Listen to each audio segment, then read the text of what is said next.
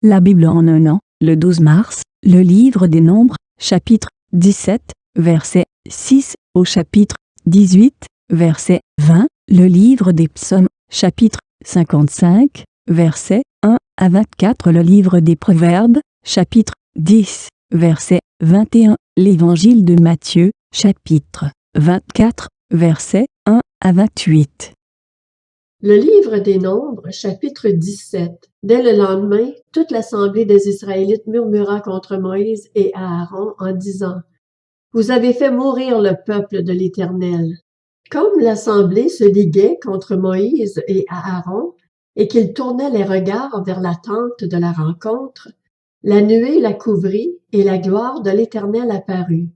Moïse et Aaron arrivèrent devant la tente de la rencontre, et l'Éternel dit à Moïse: « Retirez-vous de cette assemblée que je les détruise en un instant. » Ils tombèrent le visage contre terre, et Moïse dit à Aaron: « Prends le brûle-parfum, mets-y du feu provenant de l'autel, pose-y du parfum, va vite vers l'assemblée et fais l'expiation pour eux. En effet, la colère de l'Éternel a éclaté, le fléau a commencé. » Aaron prit le brûle-parfum comme Moïse le lui avait dit, et courut au milieu de l'assemblée. Le fléau avait effectivement commencé parmi le peuple. Il offrit le parfum et fit l'expiation pour le peuple. Il se plaça entre les morts et les vivants, et le fléau fut arrêté. Il y eut 14 700 personnes qui moururent de ce fléau, en plus de celles qui étaient mortes à cause de Corée. Aaron retourna auprès de Moïse à l'entrée de la tente de la rencontre. Le fléau était arrêté. L'Éternel dit à Moïse: « Demande aux Israélites de te remettre un bâton par tribu, soit 12 bâtons remis par tous leurs princes, en fonction de leur famille. Tu écriras le nom de chacun sur son bâton, et celui d'Aaron sur le bâton de Lévi. Il y aura un bâton pour chaque chef de famille. Tu les déposeras dans la tente de la rencontre, devant le témoignage où je vous rencontre.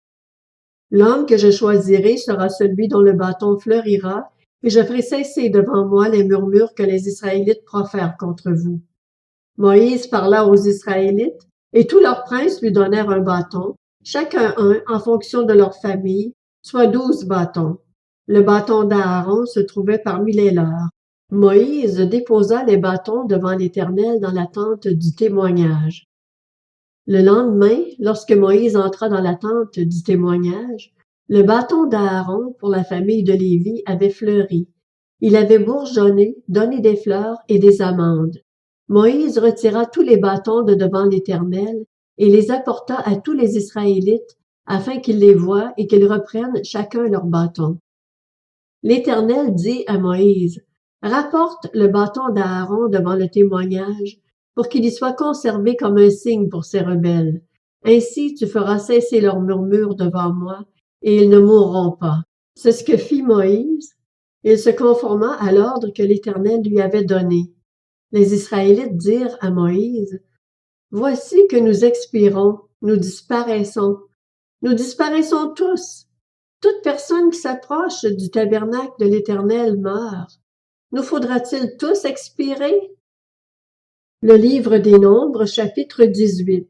L'Éternel dit à Aaron: « C'est toi et tes fils, ainsi que ta famille, qui supporterez les conséquences des fautes commises envers le sanctuaire. C'est toi et tes fils qui supporterez les conséquences des fautes commises lorsque vous remplirez la fonction de prêtre. Fais aussi approcher de toi tes frères, la tribu de Lévi, la tribu de ton ancêtre, afin qu'ils te soient attachés et te servent lorsque toi et tes fils vous serez devant la tente du témoignage. Ils seront à ton service et à celui de la tente. En revanche, ils ne s'approcheront ni des ustensiles du sanctuaire ni de l'autel. Sinon vous mourriez, eux et vous. Ils te seront attachés et ils respecteront ce qui concerne la tente de la rencontre pour tout le service de la tente. Aucune personne étrangère ne s'approchera de vous. Vous respecterez ce qui concerne le sanctuaire et l'autel, afin qu'il n'y ait plus de colère contre les Israélites. J'ai pris vos frères, les Lévites, du milieu des Israélites. Donnez à l'Éternel, Ils vous sont remis en don pour faire le service de la tente de la rencontre. Toi et tes fils, vous remplirez la fonction de prêtre pour tout ce qui concerne l'autel et pour ce qui se trouve derrière le voile. C'est le service que vous effectuerez. C'est en pur don que je vous accorde la fonction de prêtre. L'étranger qui s'en approchera sera mis à mort. L'Éternel dit à Aaron, parmi tout ce que consacrent les Israélites, je te donne ce qui m'est offert à titre de prélèvement. Je te le donne à toi et à tes fils, comme le droit que vous confère votre onction, par une prescription perpétuelle. Voici ce qui t'appartiendra parmi les éléments très saints qui ne sont pas brûlés au feu. Toutes leurs offrandes, tous leurs dons, tous leurs sacrifices d'expiation et tous les sacrifices de culpabilité qu'ils m'offriront. Ces éléments très saints seront pour toi et pour tes fils. Vous vous nourrirez des éléments très saints. Toute personne de sexe masculin pourra en manger. Vous les considérerez comme saints. Voici encore ce qui t'appartiendra.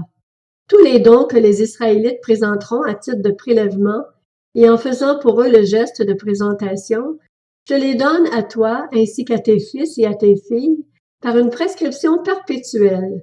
Toute personne qui sera pure dans ta famille pourra en manger. Je te donne les premiers produits que les Israélites offriront à l'Éternel. Tout ce qu'il y aura de meilleur en huile, tout ce qu'il y aura de meilleur en vin nouveau et en blé. Les premiers produits de leur terre, ceux qu'ils apporteront à l'Éternel, seront pour toi. Toute personne qui sera pure dans ta famille pourra en manger. Tout ce qui sera voué de manière définitive en Israël sera pour toi. Le premier-né de toute créature qu'ils offriront à l'Éternel, aussi bien des hommes que des animaux, sera pour toi. Seulement tu feras racheter le premier-né de l'homme ainsi que le premier-né d'un animal impur. Tu les feras racheter dès l'âge d'1 mois, sur la base de ton estimation, au prix de 5 pièces d'argent d'après la valeur étalon du sanctuaire, qui est de 10 grammes. Mais tu ne feras pas racheter le premier-né de la vache, ni celui de la brebis ou de la chèvre. Ils sont saints. Tu verseras leur sang sur l'autel et tu brûleras leur graisse. Ce sera un sacrifice passé par le feu, dont l'odeur est agréable à l'Éternel. Leur viande sera pour toi, tout comme la poitrine pour laquelle on fait le geste de présentation et la cuisse droite.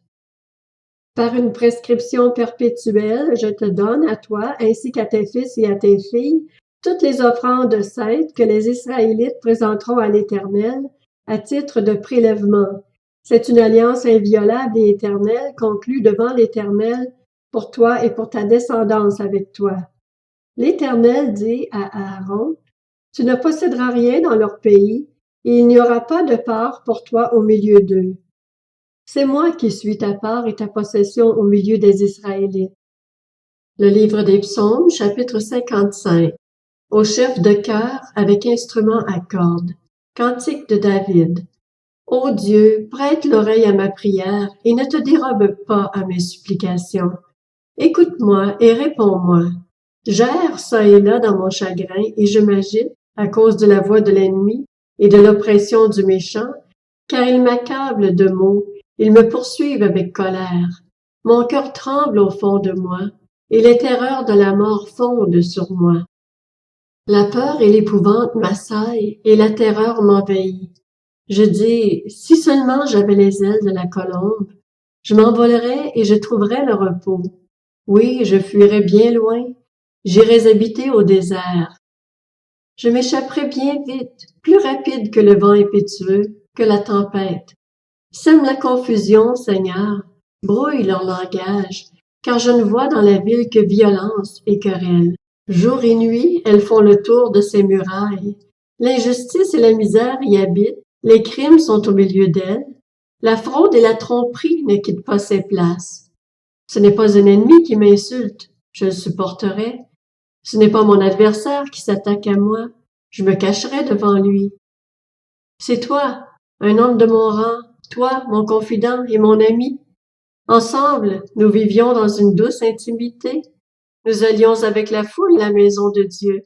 Que la mort les surprenne, qu'ils descendent vivants au séjour des morts, car la méchanceté est dans leur demeure. Elle est dans leur cœur. Quant à moi, je crie à Dieu et l'Éternel me sauvera. Le soir, le matin, à midi, je soupire et je gémis, et il entendra ma voix. Il me délivrera de leurs assauts et me rendra la paix, car ils sont nombreux contre moi. Dieu entendra et il les humiliera, lui qui siège de toute éternité. En effet, il n'y a pas de changement en eux, ils ne craignent pas Dieu.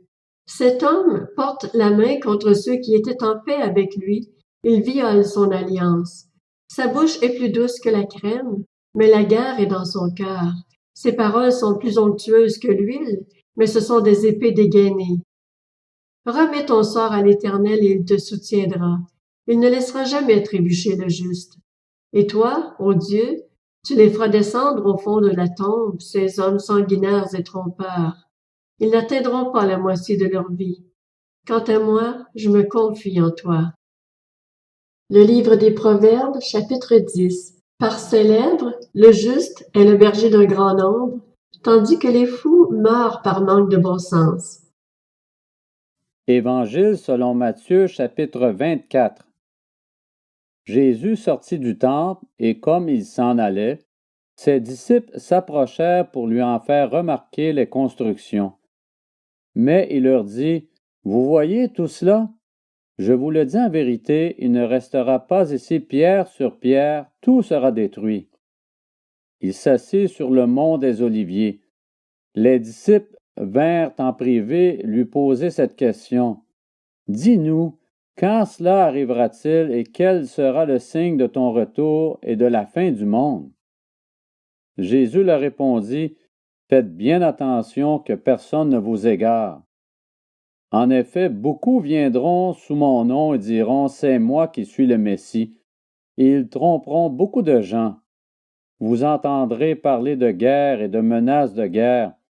Ne vous laissez pas effrayer, car il faut que toutes ces choses arrivent.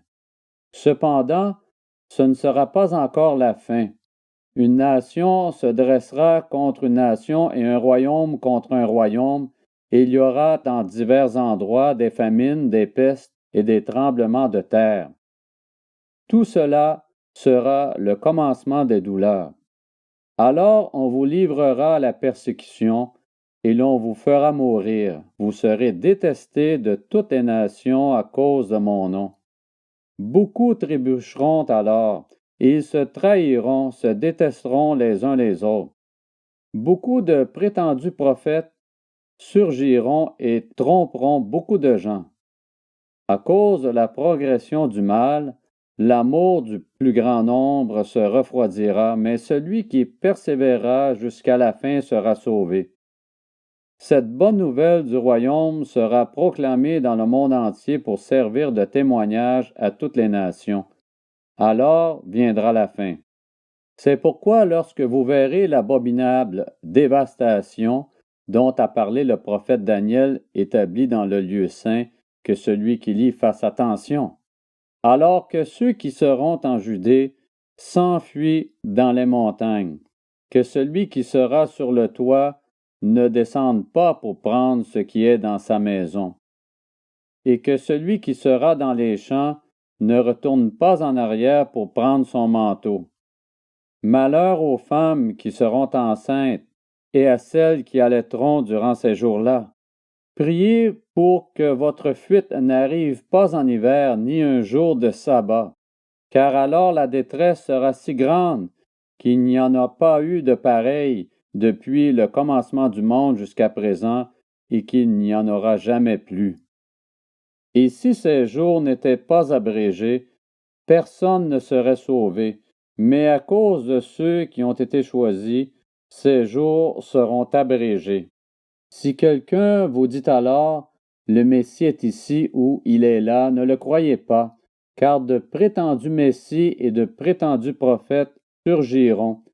Ils feront de grands prodiges et des signes miraculeux, au point de tromper, si c'était possible, même ceux qui ont été choisis.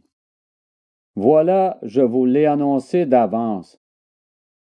Si donc on vous dit, le voici, il est dans le désert, n'y allez pas, ou le voilà, il est dans un lieu secret, ne le croyez pas. En effet, tout comme l'éclair part de l'est et apparaît jusqu'à l'ouest, ainsi sera le retour du Fils de l'homme. Là où sera le cadavre, là se rassembleront les vautours.